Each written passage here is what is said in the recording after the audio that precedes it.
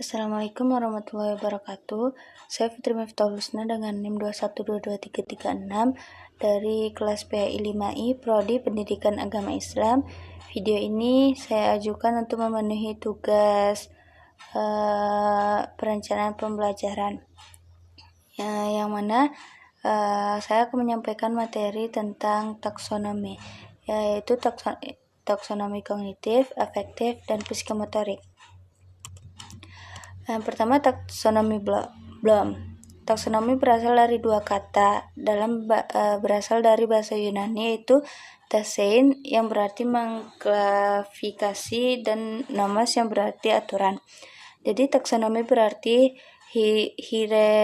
hierarki, klasifikasi atau atas prinsip dasar atau aturan. Istilah ini kemudian digunakan oleh Benjamin Samuel Bloom, seorang psikologi bidang pendidikan yang melakukan penelitian dan pengembangan mengenai kemampuan berpikir dalam proses pembelajaran. Sejarah taksonomi bermula ketika berawal tahun 1950-an. Yang pertama, taksonomi Bloom. Taksonomi berasal dari dua kata dalam bahasa Yunani, tasein yang berarti mengklasifikasi dan nomos yang berarti aturan. Jadi taksonomi berarti hierarki, klasifikasi atas prinsip dasar atau aturan. Istilah ini kemudian digunakan oleh Benjamin Samuel Bloom, seorang psikologi bidang pendidikan yang melakukan penelitian dan pengembangan mengenai kemampuan berpikir dalam proses pembelajaran. Sejarah taksonomi Bloom bermula ketika awal 1950-an dalam konferensi Asosiasi Psikologi Amerika. Bloom dan kawan-kawan mengemukakan bahwa dari evaluasi hasil belajar yang banyak disusun di sekolah, ternyata terbanyak butir soal yang diajukan hanya meminta siswa untuk mengutarakan hafalan mereka. Konferensi tersebut merupakan lanjutan dan konferensi yang dilakukan pada tahun 1948. Menurut Bloom, hafalan sebenarnya merupakan tingkat terendah dalam kemampuan berpikir. Masih banyak level lain yang lebih tinggi yang harus dicapai agar proses pembelajaran dapat menghasilkan siswa yang kompeten di bidangnya. Akhirnya pada tahun 1956, Bloom, Algerta, Hill, dan Krathwohl berhasil mengenalkan kerangka konsep kemampuan berpikir yang dinamakan taksonomi Bloom. Jadi taksonomi Bloom adalah struktur hierarki yang mengidentifikasikan skills mulai dari tingkat yang rendah hingga yang tinggi. Tentunya untuk mencapai tujuan yang lebih tinggi, level yang rendah harus dipenuhi lebih dahulu. Dalam kerangka konsep ini, tujuan pendidikan ini Bloom dibagi menjadi 3 domain ranah kemampuan intelektual, yaitu kognitif, afektif, dan psikomotorik. Selanjutnya, yang pertama, ranah kognitif. Tujuan kognitif dan ranah kognitif adalah ranah yang mencakup kegiatan mental otak. Menurut Bloom, segala upaya yang menyangkut aktivitas otak adalah termasuk dalam ranah kognitif.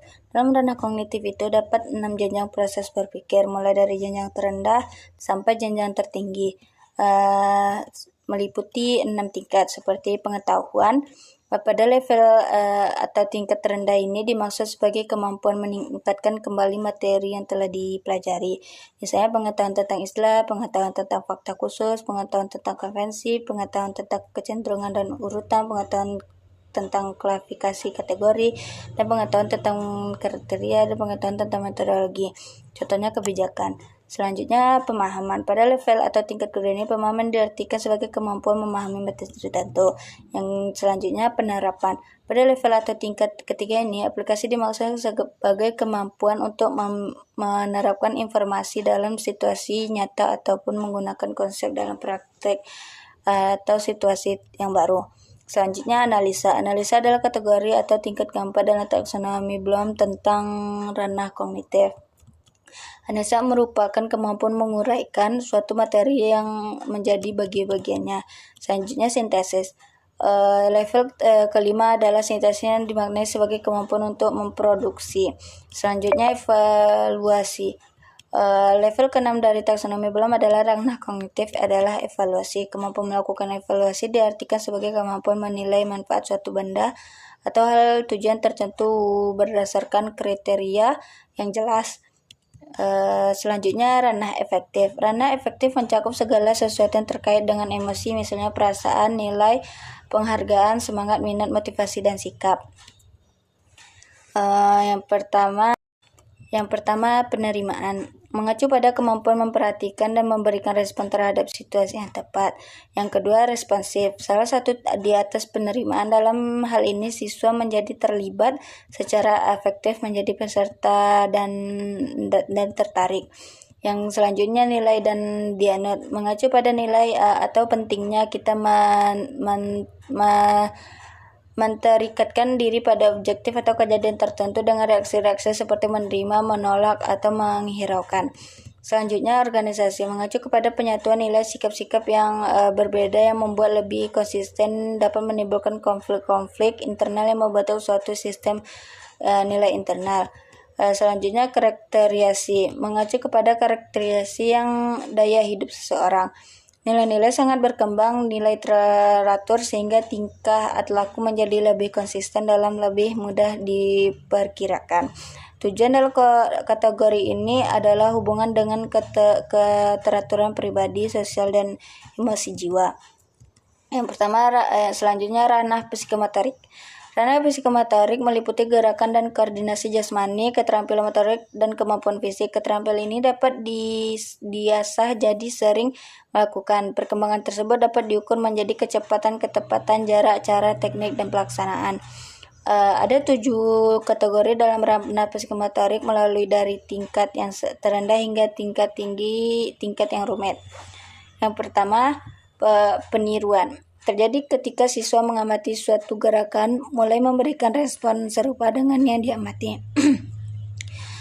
Mengurangi koordinasi dan kontrol otot-otot saraf. Peniruan ini pada umumnya dalam bentuk global dan tingkat sempurna. Yang selanjutnya manipulasi. Manipulasi menekankan perkembangan kemampuan mengikuti pengarahan, penampilan, gerakan-gerakan pilihan, dan menetapkan suatu penampilan melalui latihan. Yang selanjutnya ketetapan memerlukan kecermatan, perpolisi, dan kepastian yang lebih tinggi dalam penampilan. Respon-respon lebih terkoreksi dalam kesalahan-kesalahan dibatasi sampai pada tingkat minimum. Selanjutnya artikulasi, menekankan koordinasi suatu rangkaian gerakan dengan membuat urutan yang tepat dan mencapai yang diharapkan, atau konsistensi internal di antara gerakan-gerakan yang berbeda. Selanjutnya pengalamian. Menurut tingkah laku yang ditampilkan dalam paling sedikit mengeluarkan energi fisik maupun psikis. Gerakan dilakukan secara rutin. Pengalamian merupakan tingkat kemampuan tertinggi dalam domain psikomotorik. Pada tahun 1994, salah satu seorang murid Bloom, Lorin Anderson Cardwell, dan para ahli psikologi aliran kognitif memperbaiki taksonomi Bloom agar sesuai dengan kemajuan zaman. Hasil perbaikan tersebut baru dipublikasikan pada tahun 2001 dengan nama revisi taksonomi Bloom. Revisi hanya dilakukan pada ranah kognitif. Revisi tersebut seperti yang pertama, perubahan kata kunci dari kata benda menjadi kata kerja untuk setiap level taksonomi.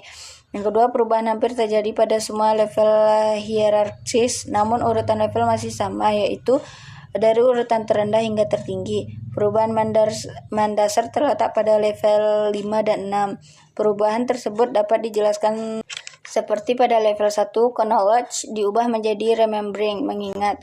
Selanjutnya pada level 2, comprehension dipertegas menjadi understanding, memahami. Selanjutnya pada level ketiga, application diubah menjadi applying, menerapkan. Yang selanjutnya pada level keempat, analysis menjadi analyzing, menganalisis. Yang selanjutnya pada level kelima, assistances, dinaikkan levelnya menjadi level 6 tetapi dengan perubahan mendasar, yaitu creating, menciptakan. Pada level ke-6 ini, evaluasi position menjadi level kelima dengan sebutan evaluation, menilai. Jadi taksonomi Bloom baru versi Cardwell pada ranah kognitif terdiri dari 6 level: remembering, understanding, applying, analyzing, evaluation, dan creating. Revisi Cardwell ini sering digunakan dalam kerumusan tujuan belajar yang sering kita kenal dengan istilah C1 sampai dengan C6. Sama dengan sebuah revisi, 3 level pertama terbawah merupakan lower order thinking skill. Sama dengan sebelum revisi, 3 level pertama terbawah merupakan lower order thinking skills.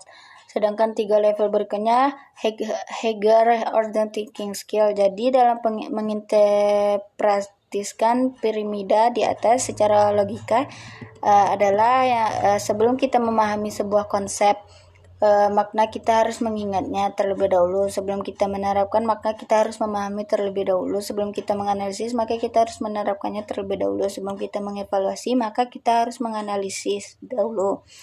Sebelum kita berkreasi dan menciptakan sesuatu, maka kita harus mengingat, memahami, mengaplikasikan, menganalisis, dan mengevaluasi.